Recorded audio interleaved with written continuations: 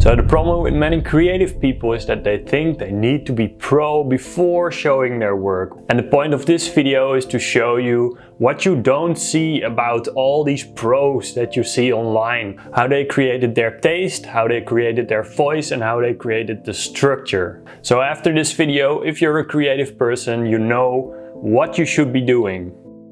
If you are living in the 16th century in Europe, you would have had a Wunderkammer, or a cabinet of curiosities, which is full of all these weird little curiosities that you can gather around the travels in the world. Or in the modern day, we can say it's a bookshelf, whatever inspires you. Look around you, what fills your head, what do you read, what do you watch, what kind of movies do you go to, what kind of museums do you go to, what is your bookshelf full of, what is your note-taking app full of, what are the people that you hang around with, what people inspire you. All this is your cabinet of curiosities that you can use to get inspired. So what you want to do with all these things that you have in your mental or in your physical library is just to share them. Not overshare them, but there's a chance that there's many people also interested in the same things that you're interested in. So if you just make noise and listen for signal, that's basically what I'm doing, you will, after a while of sharing something small every day, it will compound and people will hear what you're interested in and they will come to you. Now, what your cabinet of curiosities will be doing is it will give you a taste. It will give you a taste of how you envision your future. But there's a little problem, because between your taste and your creations, there's a gap.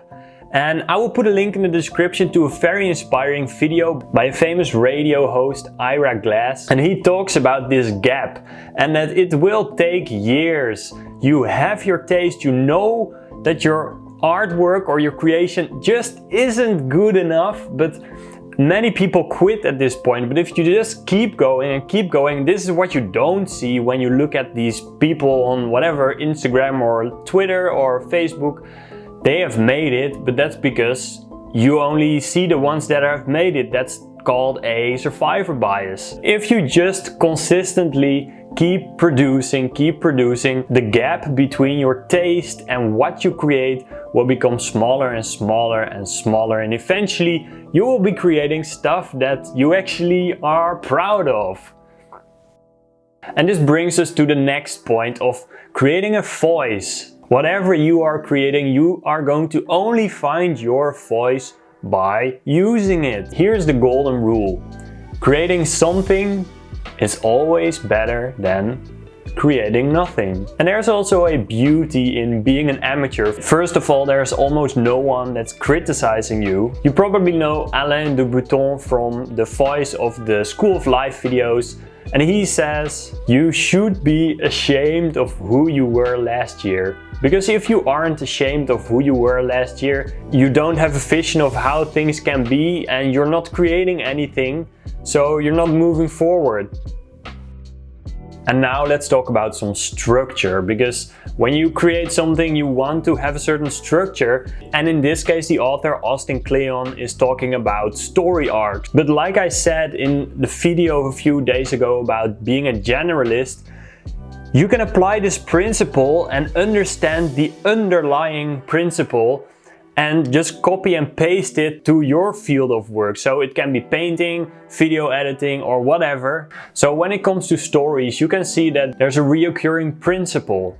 Aristotle said that every story has a beginning, a middle, and an end. If you look at any kind of hero journey, it's always someone who wants something, who's trying to get it, and he is facing some adversity, so he's doing something he doesn't want to do, he's challenged, and eventually he gets to what he wants to have, or it's going to be a bad ending. So there will always be an underlying principle or structure or guide rules to whatever you are creating that people have been using for years or centuries already. The only thing you have to be careful of is not to be too careful, because then you might be limiting your explorations. But as long as you're still an amateur, I think it's safe to say that you should first learn the rules before you can break them. I hope that from now on you will be creating your cabinet of curiosities that you can go to when you want to find inspiration, after which you're going to produce and create no matter what, because it's okay to be an amateur. Get your voice out there, because that's the only way to create a voice. And by doing so, you're going to find the underlying structure and slowly you will take off. It will take years, but that's okay. I hope that this video was helpful for you if you are a creator, and I will see you in the next video.